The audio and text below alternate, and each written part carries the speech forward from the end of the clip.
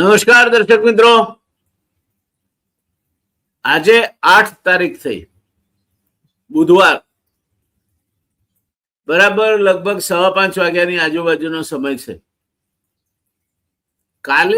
ગઈકાલે એટલે મંગળવારે 7 તારીખે એપ્રિલની જો કોઈને આપણે પૂછ્યું હોત તો કહેત કે જગત સત્યાનાશી તરફ આગળ વધી રહ્યું છે.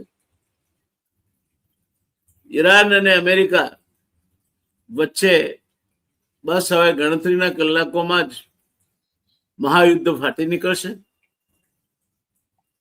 કદાચ પરમાણુ શસ્ત્રો પણ વપરાશે અને ઈરાન ને નકશા પરથી નેસ્ત નાબૂદ કરવાની ધમકી અમેરિકન રાષ્ટ્રપ્રમુખ ડોનાલ્ડ ટ્રમ્પે આપેલી છે. ઇઝરાયલનો પણ આ જ મકસદ છે. એટલે આપણે સત્યાનાશી તરફ આગળ વધી રહ્યા છીએ.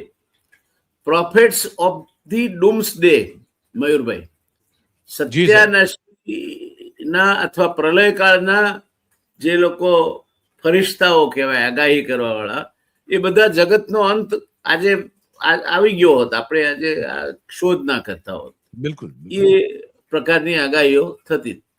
એમાંથી કાલે રાત પછી આખો પવન બદલાઈ ગયો અને સવારમાં આપણે ઊંઘીને ઉઠ્યા ત્યારે તો શેર બજાર ભડકે વળતું હતું. બિલકુલ સાહેબ. પૂછું શું થયું ભાઈ એકદમ શેર બજારને? તો કે ઈરાન ને અમેરિકા વચ્ચે શાંતિ કરાર થઈ ગયા ને યુદ્ધ સમજૂતી થઈ ગઈ ને જાત જાતની વાતો. ને તમે જાણો છો, મીડિયા તો આપણું કઈ જાતના સમાચારોને કઈ રીતે રમાડવા, કઈ રીતે બહેકાવવા, એમાં તો માહિર છે. આપ તો એના એક સિનિયર મેમ્બર છો, એટલે આપને મારા કરતા વિશેષ જાણકારી હોય.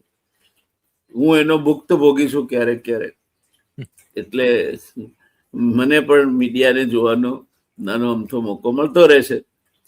પણ વાત આખી બદલાઈ ગઈ કે હવે પાકિસ્તાન અને ચીને જે બેકડોર ડિપ્લોમસી કરી એને પરિણામે ડોનાલ્ડ ટ્રમ્પે એકાએક જાહેર કર્યું કે હવે અમારે ઈરાન સાથે યુદ્ધ નથી કરવું. બજારની બધી 10 શરતો મંજૂર.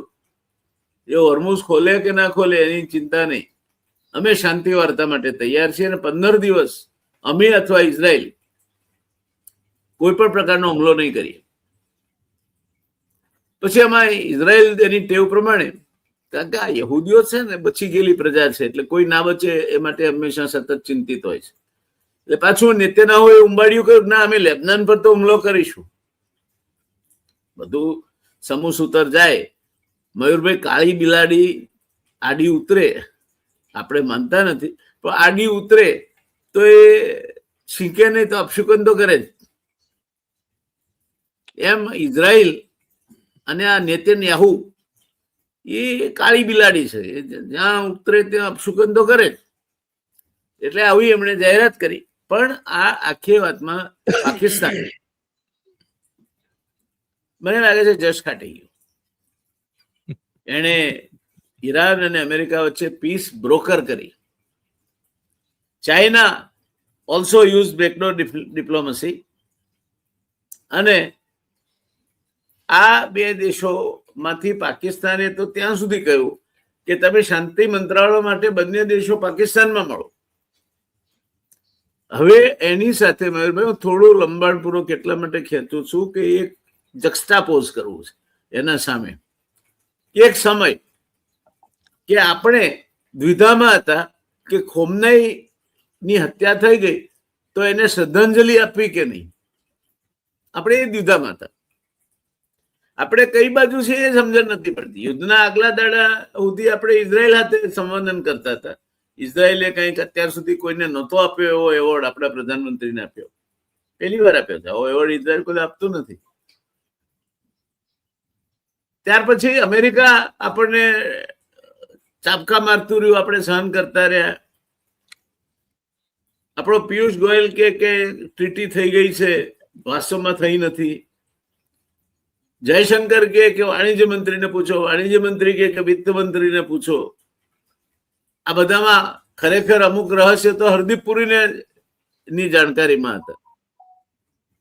એટલે આપણે એક અસમંજસમાં હતા, દ્વિધામાં હતા. ક્યાં હતા એ દિલ્હીમાં જે લોકો રાજ કરે છે એમને તો ખબર હશે, પણ સામાન્ય માણસ ગૂંચવાયેલો હતો કે ભાઈ આપણે કઈ બાજુ છીએ. આપણે ઇઝરાયલ બાજુ છીએ, ઈરાનના સામે છીએ. પછી પાછો ગેસ આવ્યો એટલે એમ કે ઈરાન સાથેના મૈત્રી સંબંધોના કારણે ઈરાને ભારતને પોતાનું તેલ ને ગેસ લઈ જવાની, પછી એને પાછળના તથ્યો જુદા નીકળ્યા. પાછા આ પરિસ્થિતિમાં મયુરભાઈ, મારો સીધો પ્રશ્ન તમને એ છે કે આ જે સંધિ થઈ અથવા સંધિ વાર્તા માટેની 15 દિવસની જે મહેતલ પડી, એ બાબતે આપનું પ્રાથમિક અવલોકન શું છે? અને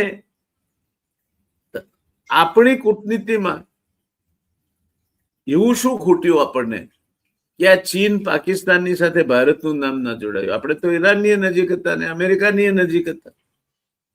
શું થયું આપણને?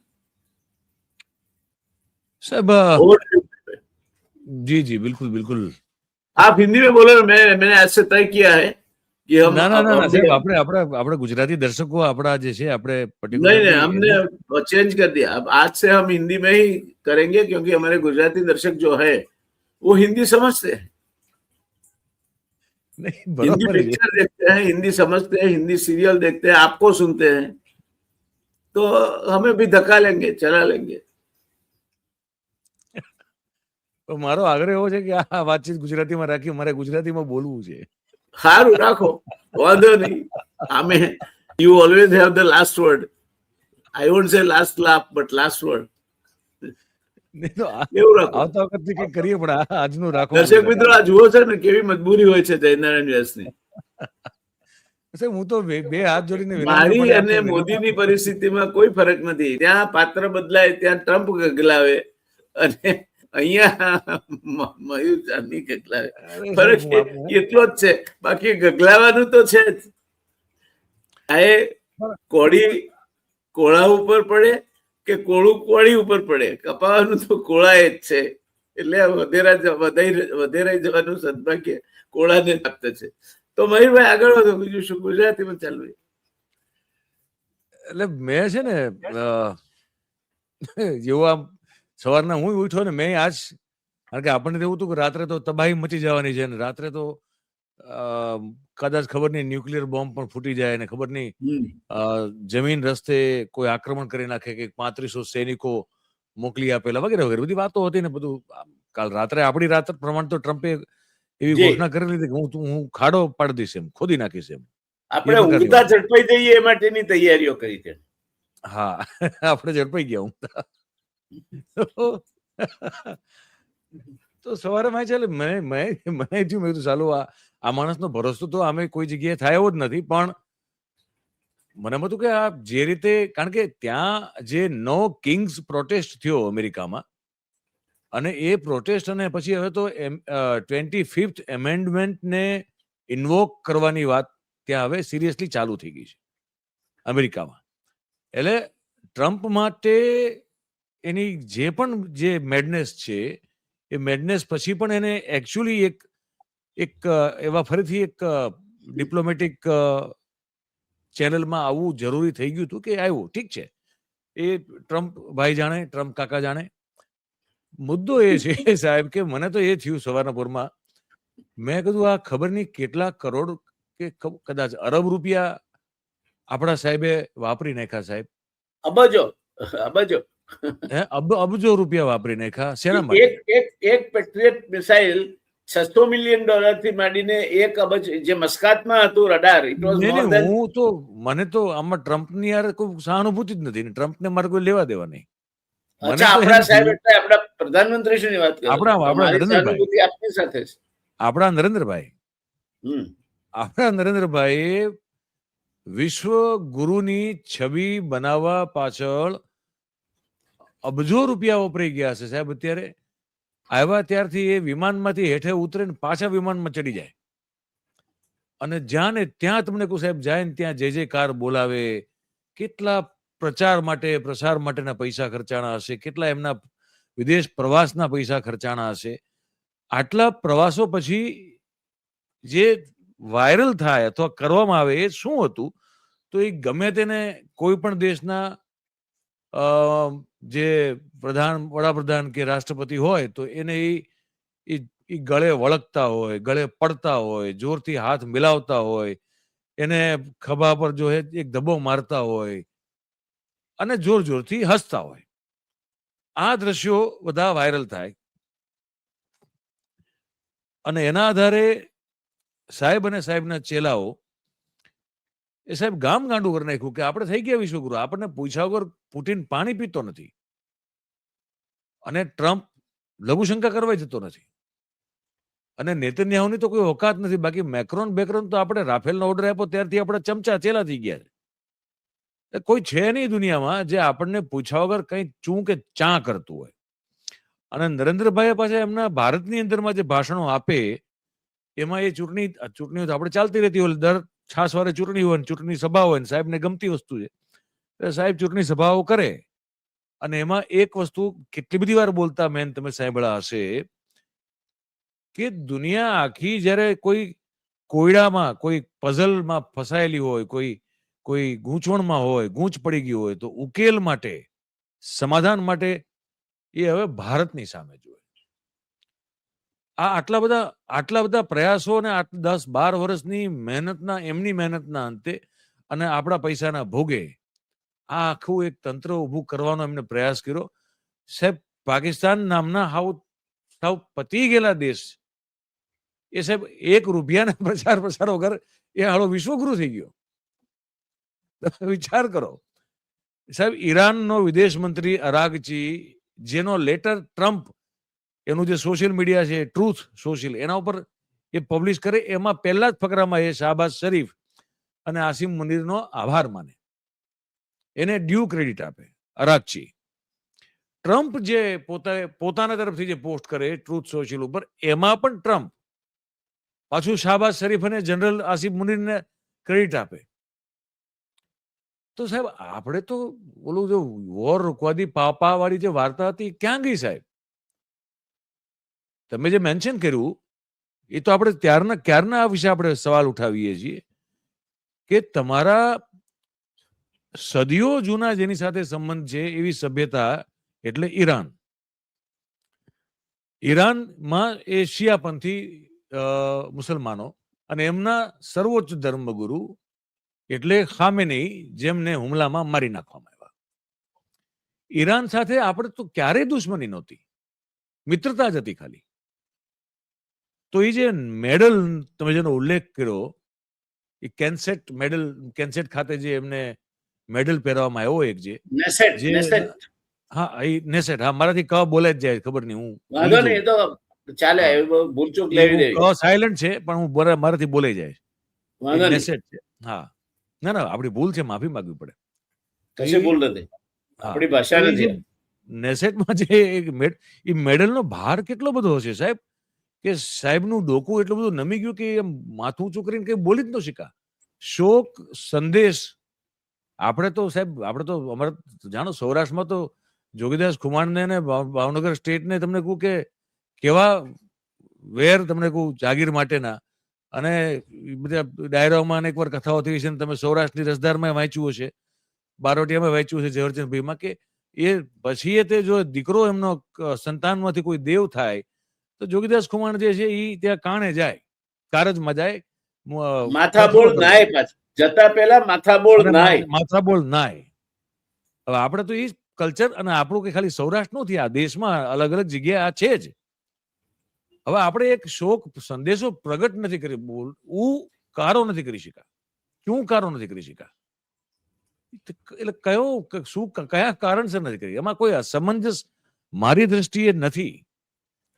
એ પટ્ટો જે ગળામાં નાખ્યો ને મેડલ રૂપી સાહેબ, એ પટ્ટાનો ભાર અને એની પકડ એટલી ચપોચપ છે કે સ્વર પેટીમાંથી અવાજ ન નીકળી શકે સાહેબ. એટલે જે મોટા ઉપાડે આપણે વિશ્વગુરુ બનવા ગયા સાહેબ, આપણી હેસિયત અને આપણી ઓકાત અત્યારે દુનિયામાં બહુ શરમ ને બહુ ગ્લાની સાથે એવું કેવું પડે છે કે આપણી હેસિયત 3% નથી રહી અત્યારે. કોઈ પૂછતું નથી આપણે. બહુ વધારે પૂછતું તમને નથી. નથી લાગતું કે ઉદારતાપૂર્વક આપ ટકાવારી ગણો છો? એટલે મારા પપ્પાને એવું કહેવાની ટેવ હતી એટલે મને આવી છે. મારા પપ્પા માટે બધું 3% હતું. કોડી નહીં થઈ ગઈ એમ. એટલે આઈ જસ્ટ મેં એમની એમનો એ જે લઢણ છે એમનો જે શબ્દ પ્રયોગ છે વાપરો અત્યારે મારા ફાધરનો, એમને કંઈ પણ જો બરોબર ન લાગે તેમ કે આ બધું 3%નું છે. એટલે એ હિસાબે બિલકુલ આઈ સાચું. Just followed his footstep as far as this one is concern. Yes. તો પાકિસ્તાને તો એવું કંઈ ન કર્યું. પાકિસ્તાન તો સંપૂર્ણપણે ભિખારી અવસ્થામાં, ભૂખમરાની સ્થિતિમાં, તૂટી પડવાની તૈયારીમાં ની કગારે ઉભેલો દેશ હતો સાહેબ. ઓપરેશન સિંદૂર પછી દેશ અચાનક તમને કહું કે આમ છાતી કાઢીને સામે આવી ગયો. પુનર્જન્મ થયો. હા, એટલે એનું એમ કહી ને કે રિસર્જન થયું કહેવાય, તમે એને કહો રિઇન્કાર્નેટ તમે કહો, અને તમે જે કેવું કહો એ થઈ ગયું એનું. અને યુદ્ધ, અચ્છા, યુએસ અને ઈરાનના ઓફિશિયલ્સની મીટિંગ થાય તો એ પાકિસ્તાનમાં થઈ, બરોબર છે.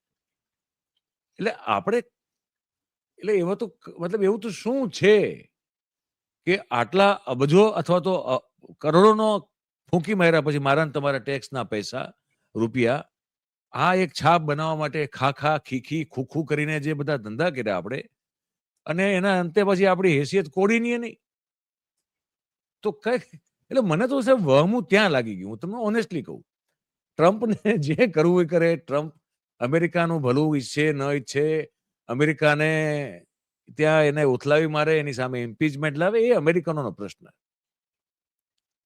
પણ આ જે બાજુમાં જે ખરેખર એની કોડીની હેસિયત નથી એવો દેશ, એ માન જસ ખાટી જાય છે. અને આપણે આટલા વખતથી તમને કહું કે ધજા લઈને દોડ કરીએ છીએ આખી દુનિયામાં, અને આપણે તો ઝીરો હેસિયત થઈ ગયા આમાં. બે બાજુથી ક્રેડિટ આપવામાં આવી પાકિસ્તાનને. ઈરાન તરફથી પણ આપવામાં આવી અને યુએસ તરફથી પણ આપવામાં આવી. બંને તરફથી આ યુદ્ધમાં અત્યારે જે આજે બે સપ્તાહનો, 2 અઠવાડિયાનો જે વિરામ છે, અને ઈરાન તો એને પરમનન્ટ કરવાની માંગ કરી છે. ઈરાનના જે 10 પોઈન્ટ છે એમાં પહેલો પોઈન્ટ એ છે કે આ સીઝ ફાયર ન હોવો જોઈએ, આ પરમનન્ટ યુદ્ધ અહીંયાથી સમાપ્ત થઈ જવું જોઈએ. ઈરાનની તો આ માંગ છે, 10 મુદ્દાઓ છે, એમાંની એક આ છે. તો આપણે કર્યું શું? આપણે તો ઘાસ કાપ્યું ન કહેવાય. ઘાસ કાપો તો કમસે કમ ઘોડા ગધેડાને ખાવાય કામ લાગે, જાનવરને ચારો થાય. આપણે તો ઘાસ કાપ્યું ન કહેવાય સાહેબ. 11-12 વર્ષમાં આપણે કર્યું શું? આ 12 વર્ષમાં ગામડામાં છે ને મયુરભાઈ, ગામડામાં ઘણી માવરો એના સંતાનથી કંટાળે ને ત્યારે એને, એટલે કોકદાડો મારી માં મને કહેતી હતી કે આના કરતા તો પથરો પાક્યો હોત ને તો ધોઈ ખાત. હા, મારા પેટે પાણો પાક્યો તો સારું હતું, એવું કે અમારી બાજુ. હા, મારી ઇજ્જત આબરૂ એટલી બધી હતી. બહુ થાકી જાય તેમ પછી આપણને સંભળાવે.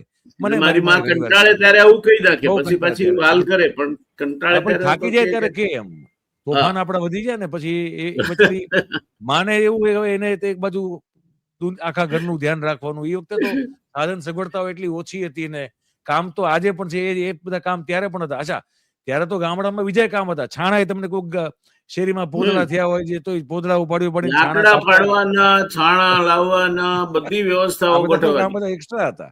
અને અમારે તો વઢવાણમાં તો પાણી એ વખતે નહોતું, તો ભોગાવા પાણી ભરવા જવું પડતું. વીડા ગાળવા પડે, વીડા ગાળવા પડતા.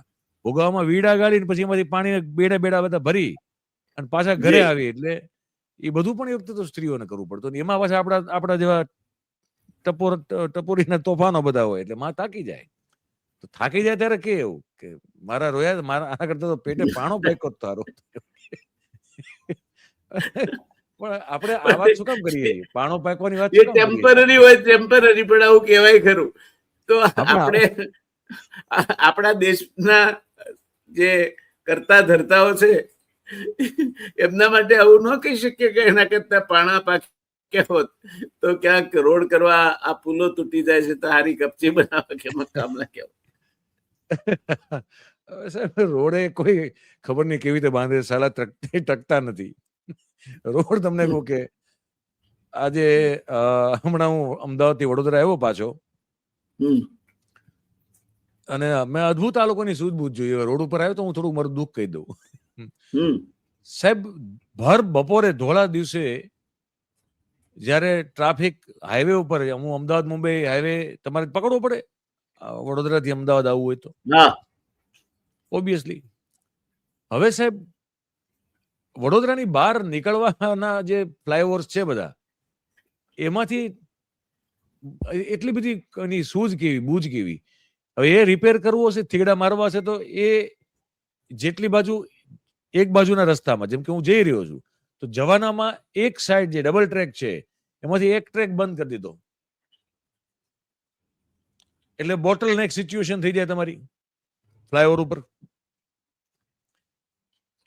એટલે તમે જઈ ન જાઓ તો તમારે ઉભા રહેવાનું છે, કલાક, પોણી કલાક, અડધી કલાકે તમે એ ફ્લાયઓવર ક્રોસ કરી શકો. આણંદની આસપાસમાં 3 ફ્લાયઓવર એકારે બંધ કરી દીધા, તો નીચેથી જ જવું પડે. નીચેથી તો સામે રોંગ સાઈડમાં પ્રજા આવતી હોય, આપણે તો સાંકડો રસ્તો હોય. એટલે મને એમ થયું કે નાગરિકોનું કામ છે ખાલી ટેક્સ ભરવાનું. તમે ઇન્કમ ટેક્સ ભરો, તમે જીએસટી ભરો, તમે જાત જાતના ટોટલ, આઈ થિંક આપણે બધું ગણીને ચાલીએ તો લગભગ સેસ સાથે ને બધું ગણીને ચાલીએ, એક્સાઇઝ સાથે બધું, લગભગ આપણે 60-62% આપણી આવકના ટેક્સમાં જવા દઈએ છીએ. એટલા જતા છે. અને એમાં પણ જે આ જીએસટી છે એ 52% ટેક્સ તો ગરીબો ભરે છે. હા, પછી મધ્યમ વર્ગ 43% ભરે, બાકી જે તો 5% છે એ આપણા અદાણી સાહેબ જેવા મહેરબાની કરીને ભરતા હોય કંપનીના ખર્ચે. અને એ ટેક્સ જેના પૈસે, જેના ખર્ચા આ બધા ધુબાકા છે આ લોકોના, એ તેલ પીવા જાય, એ ખાડામાં પડે, 1 કલાક સુધી એનું પેટ્રોલ ડીઝલ બારે તડકે ઉભો રહે, હેરાન થાય, કોઈને કોઈ ફેર પડતો ના નથી. એ હેરાન થતી પબ્લિકને ફેર પડતો, અને જો એને ન પડતો હોય તો પછી જે લોકો સત્તામાં બેઠા છે એને શું ફેર પડવાનો હતો? એટલે એક બાજુ આ દ્રશ્ય છે. એટલે તમે રોડની વાત કરી, એટલે મને યાદ આવ્યું કે પાણો હોત તો કદાચ રોડ બાંધવામાં કામ લાગત. પણ હું માનું છું કે આ પાણા રોડ બાંધવામાં, આ પાણા કોઈ કામના નથી.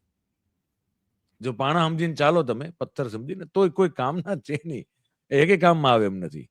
પણ સવાલ આ થાય આપણને કે આ જે ઇમેજ બિલ્ડિંગ કરી એમણે ભાઈ, અને એમણે તો ચેલા ચપાટા, તમને કહું કે બધા 12 વર્ષે તમને કહું હાહાકાર મચાવ્યો કે આપણને પૂછ્યા વગર કોઈ કશું કરતું નથી એમ. અને ઓલી જાહેરાતો બની ગઈ કે વોર રોકવા દી પાપાને, એના પછી હળંગ કોઈ વિશ્વગુરુ બની ગયા સાહેબ, દુનિયા આખીમાં જાહેર થઈ ગયું આપણે વિશ્વગુરુ થઈ ગયા.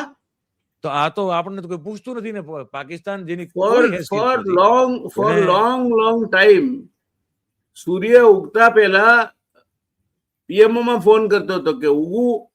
હા, આજે હું ઉગું કે પછી તમારે આજે વાદળો મોકલી આપું, વિમાન ઉડાડવાના હોય તો, જેથી રડાર તમને જોઈ ના શકે. રડાર જોઈ ના શકે. એટલે આ આપણે આ વાત કરીને એટલે આ લોકોને પછી બહુ તકલીફ બહુ પડે પાછી. એમને લાગે કે હમણાં મેં ઓલાને સાંભળ્યો અત્યારે, પેલો દેશભક્ત કરે છે ને, પેલો વરુણ બેનર્જી, દેશભક્ત તરીકે ચલાવે ચેનલ, એને પેલો રોફેલ ગાંધી ને બધા, કુણાલ કામરા ને બધા કંઈક પોડકાસ્ટ કરતા હતા. એમાં મેં વરુણભાઈને સાંભળ્યા, એને કીધું કે એને એક એવી નોટિસ આવી છે કે તમે જે કન્ટેન્ટ તમારા પોડકાસ્ટમાં જે આપ્યું એ તો બરોબર છે, પણ પ્રધાનમંત્રી એટલે કે વડાપ્રધાનની આ પ્રકારના ન્યૂઝથી છાપ અથવા છબી ખરડાય છે. હવે વડાપ્રધાનની છબી સાચવવાની જવાબદારી શું પત્રકારોની છે? આના પહેલાના વડાપ્રધાનની છે, આના પહેલાના પત્રકારો અથવા આના પહેલાના કયા વડાપ્રધાનો હતા જેની છબી એમને આવું કોઈ નોટિસ મોકલી કે છબી? પત્રકારોનું કામ કરે, વ્યંગકારોનું કામ કરે, સેટાયરિસ્ટ પોતાનું કામ કરે. તમે તમારું કામ કરો ને. તમારી છબી ન ખરડાય એવું તમને લાગે ખરડાય છે તો ન ખરડાય, એના માટે જવાબદાર તમારું આચરણ છે. એમાં બચારા જે લોકો પોતાના કામ કરી રહ્યા છે એ લોકો શું કરવાના?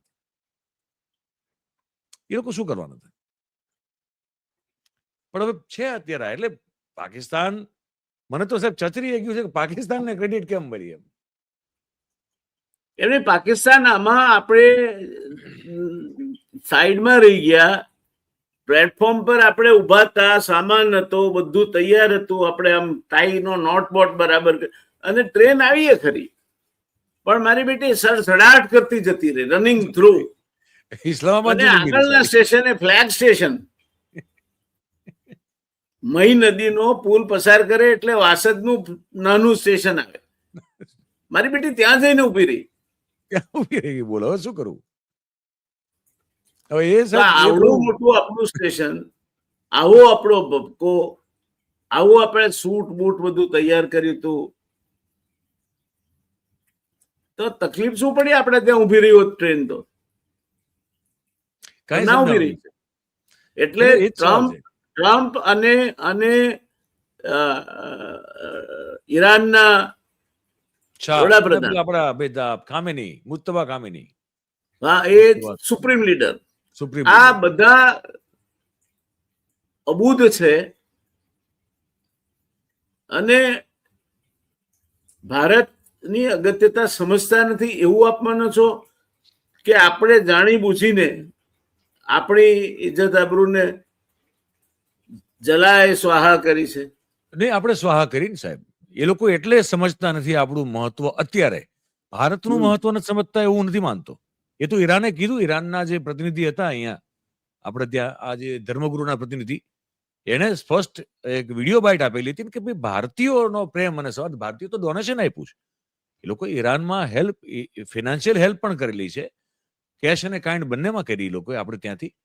અને એના જે ધર્મગુરુના પ્રતિનિધિ હતા છે અત્યારે જે ભારતમાં, એને કીધું કે ભારતીયોનો જે છે અમારી સાથેનો સંબંધ અને અમારો એમની સાથેનો સંબંધ બહુ જૂનો. એટલે વિચાર કરો કે એ સરકારને બાયપાસ કરી રહ્યા છે, એ જે હેલ્પ કરી રહ્યા છે. આ સરકાર ભારતીયોની નથી બનેલી એવું કહેવા માંગો છો? એટલે એનો મતલબ શું થાય બીજો? એ તો એ લોકો શું કહેવા માંગી રહ્યા છે, હું એને સમજવાનો પ્રયાસ કરું છું કે ભારતીયોનો દેશ, ભારત દેશ, સરકાર ભારતીયોની નહીં તો કોની? ભારતીયોની. તો આ પ્રકારના નિવેદનનો શું મતલબ? મેરા ભારતમાં નામી કુટે સાંગતો કી લહાન. હા, બિલકુલ. તો હું એ જ કહું છું, છતાં આવું કોઈ નિવેદન તમારા જ દેશમાં રહી અને આપણા જ દેશમાં રહીને ઈરાનના ધર્મગુરુના પ્રતિનિધિ આપે અને ભારત સરકાર એમાં પણ કંઈ બોલતી નથી. કમાલની વાત છે. પણ નથી લાગતું તમને? હા, તમે આપણે ખોમેનીના મોતને શ્રદ્ધાંજલિ આપવામાં કોઈનો કર્યું, મોડા પડ્યા, એ અવસર ચૂકી ગયા. આપણે ઈરાન સાથે શાબાર પોર્ટ કરતા હતા, અમેરિકાના કહેવાથી આપણે છોડી દીધું. બિલકુલ. આપણે ઇઝરાયલ, કોઈ વડાપ્રધાન આપણા જતા નહોતા. આપણા આ વખતના વડાપ્રધાન બે વાર ઇઝરાયલ જઈ આવ્યા. હા, જઈ આવ્યા ને. બિલકુલ. આપણે પિયુષ ગોયલ એમ કે અમેરિકા સાથેની ટ્રેડ ડીલ થઈ ગઈ છે ને એવું મુંબઈમાં એનાથી શું ફાયદા થશે, કોર્ન આવશે ને સોયાબીન આવશે ને એની વાતો કરે, અને પછી બહાર આવે કે આવી કોઈ ટ્રેડ ડીલ થઈ જ નથી.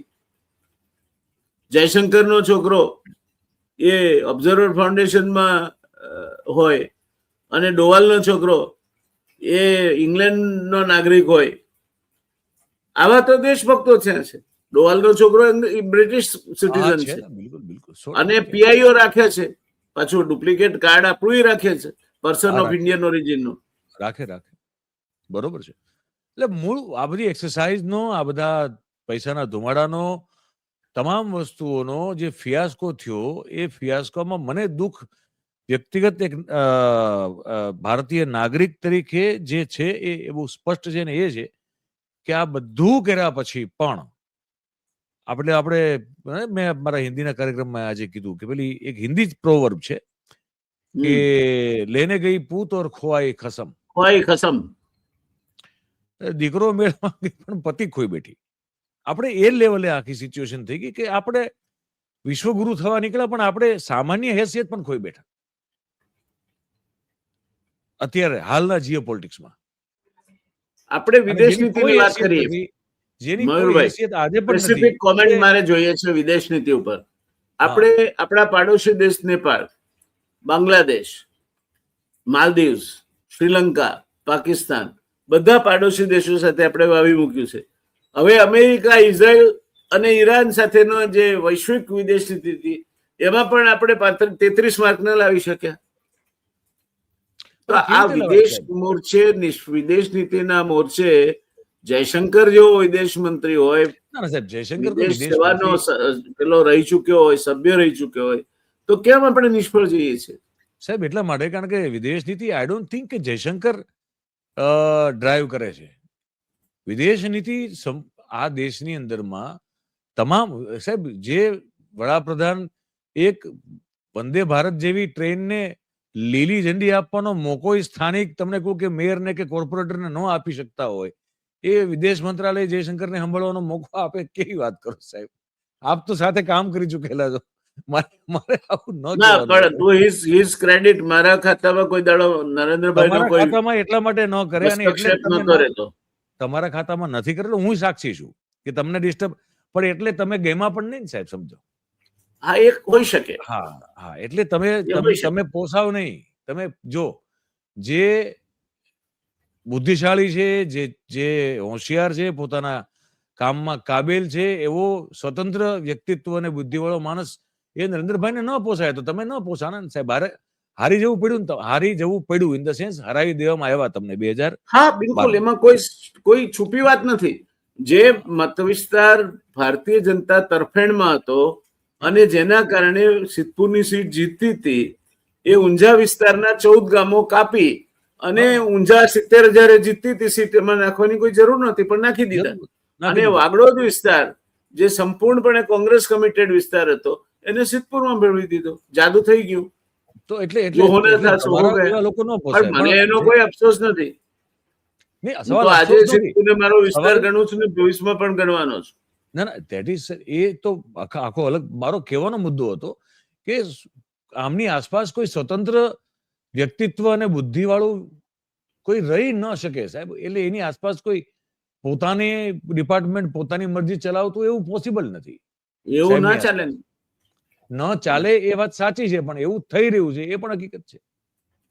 એક પંક્તિઓ છે મયુરભાઈ, આપ જનરલી હિન્દીમાં કરો છો એટલે આપના સામે સાદર પ્રસ્તુત કરવાનું મન થાય છે મને. જી જી જી. એ પંક્તિઓ એવું કે છે કે दूध नहीं पानी जब दूध में मिल जाता है जी तब पानी भी दूध ही कहलाता है. हाँ, सिर्फ इतना ही नहीं, दूध पानी को अपने भाव बिकाता है. બરોબર છે. તો મહાનતા દૂધમાં ભળવાથી પાણીની વધી, બરાબર ને? બરોબર છે. પણ કવિ છે ને પછી ત્યાં ટર્ન મારે છે અને કહે છે કે મગર दूध जब आग पे चढ़ जाता है, જ્યારે પરીક્ષાની ઘડી આવે तब पानी ही जल जाता है, दूध ही बच जाता है. બરોબર છે. ત્યારે પહેલા પાણી બળે, દૂધ ના બળે. એટલે તમારી સાથે તમારા સાથીઓ, ભલે તમે એમને તમારાથી નીચા ગણો છો, પાણી ગણો છો, પણ એ મળેલા હોવા જોઈએ, નહીં તો કટોકટીમાં તમે સળગશો, જે અત્યારે થઈ રહ્યું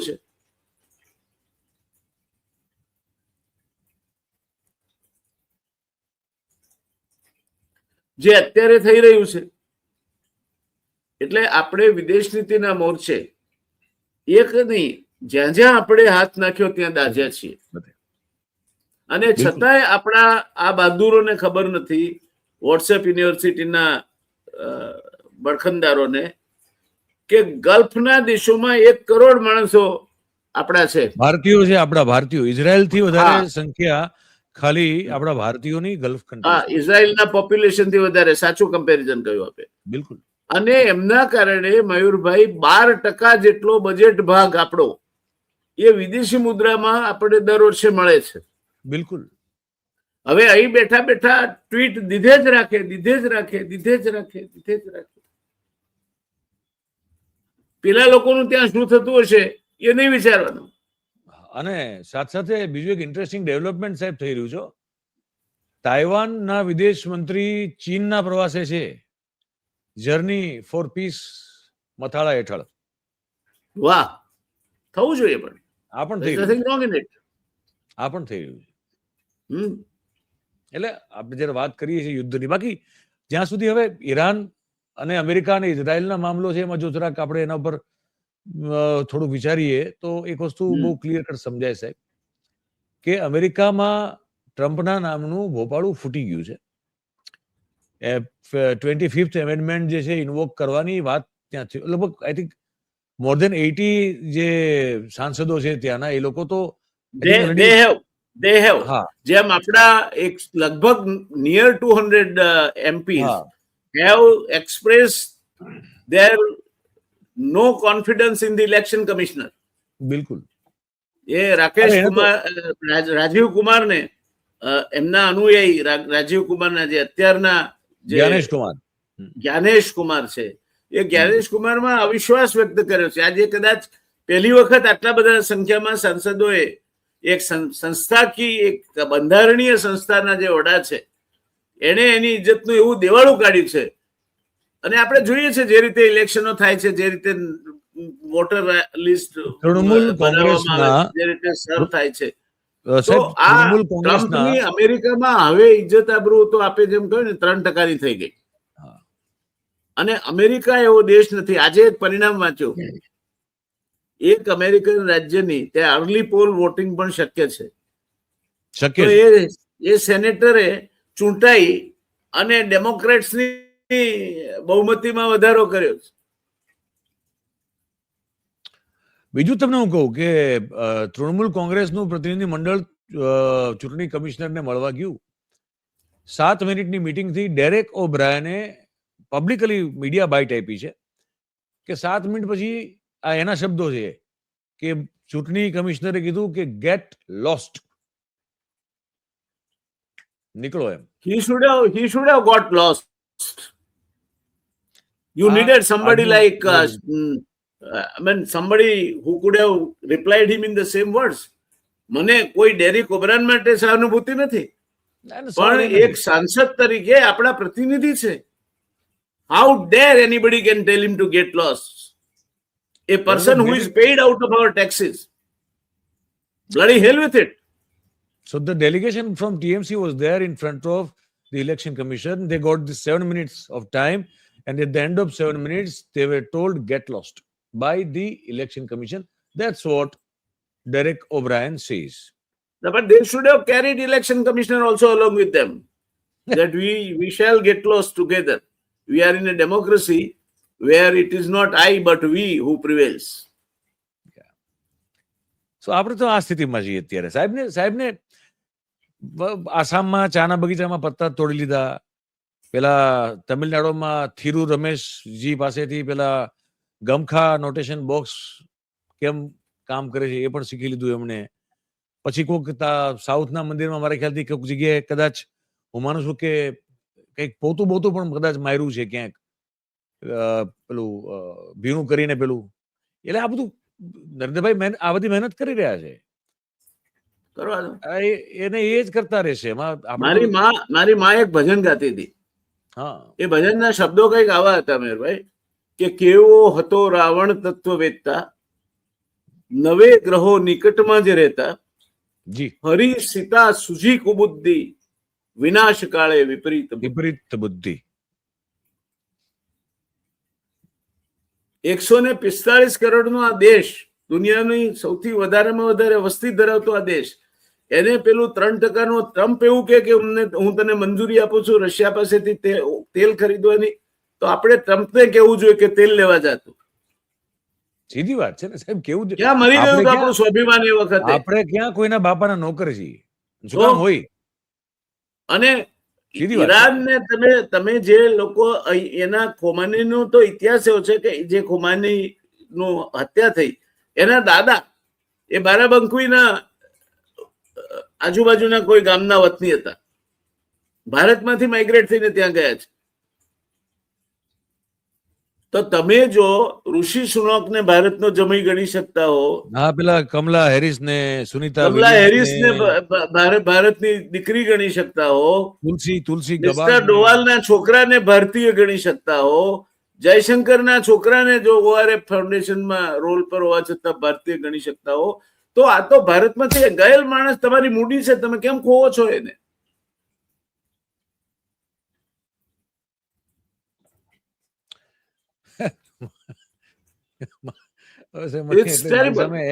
મારી સામે એક્સ નું હેન્ડલ ખુલ્લું છે. તમારી વાત કરતા કરતા હું અપડેટેડ પોસ્ટ જોઈ રહ્યો છું. એટલે જે સામે દ્રશ્યો આવે છે ને એમાં એટલે આ દુઃખ સાથેનું હાસ્ય આવી રહ્યું બીજું કે છે નહીં આમાં.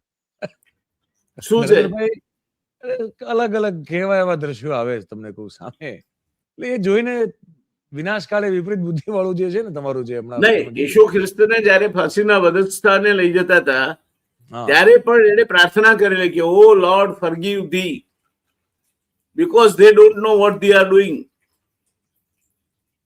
આ ભક્તોની આ જ મનસ્થિતિ છે. એમણે નક્કી કર્યું છે દેશને ડૂબાડવાનું.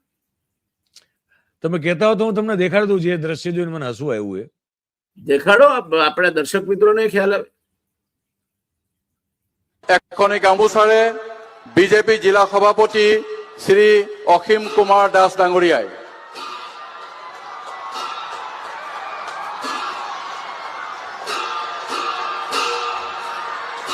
সকলোৱে উৰুলি দিয়ক।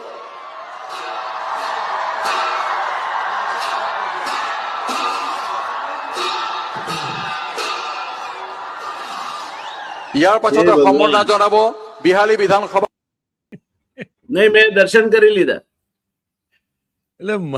એટલે આ શું એમ મતલબ આ કશું નહીં, મારો પાસે તમારા માટે જવાબ છે.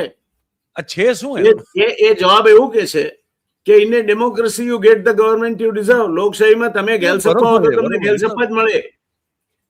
આઈ agree with that. My point is નહીં હું એટલે હું લોકો આપણે તો એટલા જ જવાબદાર માનીએ આપણી જાતને તો જ આવા કોઈ રાજા મળે ને આપણને, મહારાજા. નહીં, આ તો લોકશાહીની વ્યાખ્યા આવું કે છે. આપણે કોઈના માટે કોઈ દ્વેષભાવ લોકશાહી વગર તો સાહેબ આપણે જો ખરેખર આપણું ઓબ્ઝર્વેશન કોઈને ઉદ્દેશીને નથી, પણ ના, એ આપણે- ડેમોક્રેસીની વ્યાખ્યા એવું કે છે કે in democracy you get the government you deserve.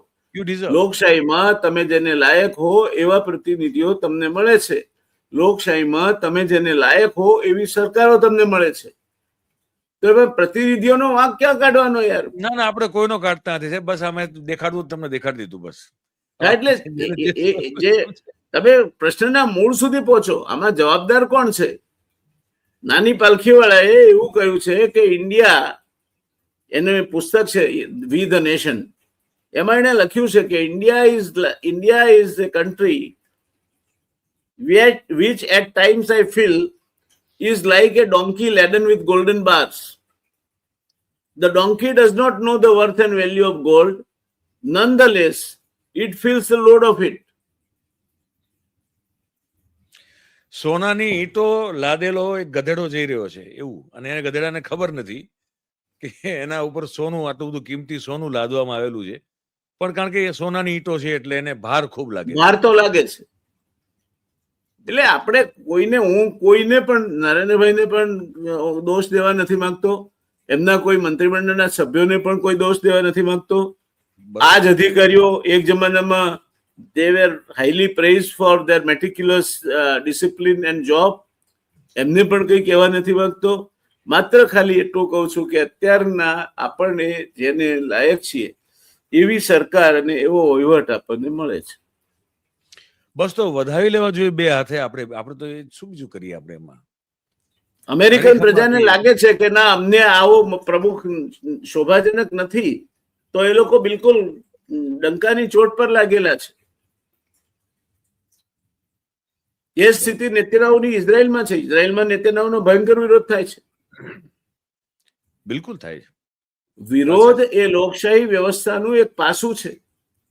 જે લોકો ફિઝિક્સના વિદ્યાર્થીઓ છે મયુરભાઈ, એમને ખ્યાલ હશે કે ફ્રિક્શન એટલે ઘર્ષણ is the greatest destroyer of energy. ઉર્જાનો મોટામાં મોટો નાશ કરનાર કોઈ તત્વ હોય તો ઘર્ષણ છે. પણ if there is no friction you can't stand up or can't walk. ઘર્ષણ ના હોય તો તમે ઉભા ના રહી શકો અને ચાલી પણ ના શકો. એટલે આઈ થિંક ઘર્ષણ એ ઉર્જાનો જનક પણ છે અને ડિસ્ટ્રોયર પણ છે, બંને છે. અને અને અને અને અને કંટ્રોલર પણ છે. કંટ્રોલ પણ છે, બિલકુલ. એટલે હવે છે, પણ હવે જે લોકો સત્તામાં બેઠા છે, આપણે નરેન્દ્રભાઈ એન્ડ પણ જે કંઈ બન્યું અમેરિકા ઈરાન વચ્ચે, અને જે રીતે પાકિસ્તાન માઇલેજ લઈ ગયું અત્યાર સુધી, આપણે પાકિસ્તાનને પેલો હમણાં એક સત્તાધારી પક્ષના કોઈ વ્યક્તિએ કોઈ સામે પક્ષના ધારાસભ્યને કહેલું કે તારું તો ફૂદુય ના આવે. એમ આપણે પાકિસ્તાનને હંમેશા કહેતા આવતા હતા કે ભાઈ તારું ફૂદુય ના આવે. બરોબર પણ છે. એના નો જ બદલે આવે, પાકિસ્તાન ક્યાંથી આવે? અત્યારે નો જ આવે. હામજી દામજી ઠામજી થઈને બેઠું છે. અમેરિકા એનો આભાર માને, ઈરાને એનો આભાર માને. મોટો ભા થઈ ગયું, પાકિસ્તાન મોટો ભા થઈ ગયું. બોલો. હા, તો થયું છે શું આપણી વિદેશ નીતિને? આ પ્રશ્ન સાથે આપણે આજની ચર્ચાને વિરામ આપીશું. કારણ કે લોકશાહીમાં પ્રજા જ નિર્ણાયક છે. પ્રજા નક્કી કરે. આપણે કોઈ આપણા પોતાના મત હોઈ શકે, એ જ્યાં વ્યક્ત કરવાનો હોય ત્યાં મતપેટીમાં વ્યક્ત કરીશું. એ ખાનગી છે. બિલકુલ બિલકુલ સાહેબ. પણ આજની ચર્ચા, દર્શક મિત્રો, પાકિસ્તાન જે રીતે વિશ્વ ફલક પર આંતરરાષ્ટ્રીય રાજનીતિમાં ગજુ કાઢીને ઉપસી આવ્યું છે, ચીન માટે મને નથી નવાઈ લાગતી. કારણ કે ચીન એ દુનિયાનો સૌથી વધુ તાકાતવર દેશ છે આજે, અમેરિકાની આ દશા થયા પછી. પણ પાકિસ્તાન ક્યાં 12મા ખેલાડીને રમતમાં પેડ બાંધીને ઉતાર્યો, એ સેન્ચુરી મારી જાય અને તમે પહેલા બોલે ક્લીન બોલ થઈ જાઓ. કોને દોષ દેશો? જવાબ તમારા પર છોડું છું. આપણે જેને લાયક છે એવી સરકાર આપણને મળી છે. એમાં સરકારના પ્રધાનોનો, વડાપ્રધાનનો, બ્યુરોક્રેસીનો કોઈ જ દોષ નથી. દોષ હોય તો મારો ને તમારો છે. કારણ કે આપણે એમને મોકલ્યા છે. અને ત્યારે પેલો બેઠો ઇલેક્શન કમિશનર જ્ઞાનેશ કુમાર એમ કહી શકે, જો મયુરભાઈ કે છે પ્રમાણે ડેરિક ઓબ્રાનને, કે યુ ગેટ લોસ્ટ. કઈ રીતે કહી શકાય? એક સાંસદને આ રીતે જવાબ આપી શકે? 3% ઇલેક્શન કમિશનર. મારા ને તમારા કરવેરાના પૈસા એના પગાર ચૂકવાય છે. એક બંધારણીય વ્યવસ્થાના ભાગરૂપે એને જવાબદારી સોંપવામાં આવી છે. He cannot insult the elected representative. Finally લોકશાહી વ્યવસ્થામાં પ્રજાનો પ્રતિનિધિ, એ વિધાનસભા હોય કે સંસદ હોય, એ સર્વોપરી છે. એને કોઈ નોકરશાહ આ રીતે જવાબ કઈ રીતે આપી શકે? તો આટલે આપણે આ ચર્ચાને અટકાવીશું. બાકીનું તમારા સ્વવિવેક પર, તમારી પોતાની આસ્થા પર, તમારા પોતાના મંતવ્ય પર છોડું છું. એટલું જોડી દઉં ખાલી હું, વ્યાસ સાહેબ, એમાં કે જેમ આપણે કીધું કે આપણે જે ડિઝર્વ કરતા હોય એવા આપણને સરકાર મળે, અને જે મિત્રોને એવું લાગતું હોય કે આપણે બરોબર ડિઝર્વ કરી છે, તો લાપસી બાપસી બનાવીને ખાવીને ખવડાવીએ આસપાસમાં. બીજું શું કહીએ આપણે? પણ દિવેલમાં ના રાંધે એટલું કહેજો. દિવેલમાં ના રાંધે. કારણ કે આજકાલ તો ઘીમાં પણ ભેળસેળ થાય છે. હવે સહકારી ડેરીઓમાં મેન્ડેટ આપીને એવી સ્થિતિ કરી નાખી છે કે સહકારી ડેરીઓમાંથી પણ માલ ભેળસેળ વાળો મળે છે. સહકારી ડેરીઓ, મોટી દૂધસાગર જેવી ડેરી એક્સપાયરી ડેટનો પાવડર અને એક્સપાયરી ડેટનો બટર સ્ટોક કરે છે. અને આ બધાના શાબાશી રૂપે એના ચેરમેનને 1 લાખ કરોડના ટર્નઓવર વાળું GCCMF ના ચેરમેન બનાવવામાં આવે છે. લાપસી બનાવીને ખાઓ, બધા ખવડાવો. શું ત્યારે? જી, ધન્યવાદ મયુરભાઈ. ધન્યવાદ દર્શક મિત્રો. આપના વતી પણ મયુરભાઈના ધન્યવાદ, અને મારા અંગત હેસિયતથી પણ ધન્યવાદ. આપે સૌએ આ કાર્યક્રમ જોવા માટે આપના પણ ધન્યવાદ. સમાપનમાં એટલું જ કહેવા માંગુ છું કે અમે માત્ર પરિસ્થિતિને અમને સમજણ પડી તે રીતે કોઈ પણ પ્રકારની રંગીન ફિલ્મ લગાવ્યા વગર તમારા સામે રજૂ કરી છે. આમાં કોઈને પણ ઉતારી પાડવાનો, કોઈને પણ બદનામ કરવાનો, કોઈને પણ નીચા દેખાડવાનો કોઈ ઈરાદો નથી. કારણ કે માણસને એના કર્મ પ્રમાણે બધું જ મળે છે. આ બીજા કોઈએ નહીં, ભગવાન શ્રી કૃષ્ણજીએ કુરુક્ષેત્રના મેદાન પર કહ્યું છે. એટલે આપણે સમાપન કરીશું. મળતા રહીશું. જય જય ગરવી ગુજરાત, જય જય ગરવી ગુજરાત, જય જય ગરવી ગુજરાત. ધન્યવાદ. ધન્યવાદ મહેરભાઈ.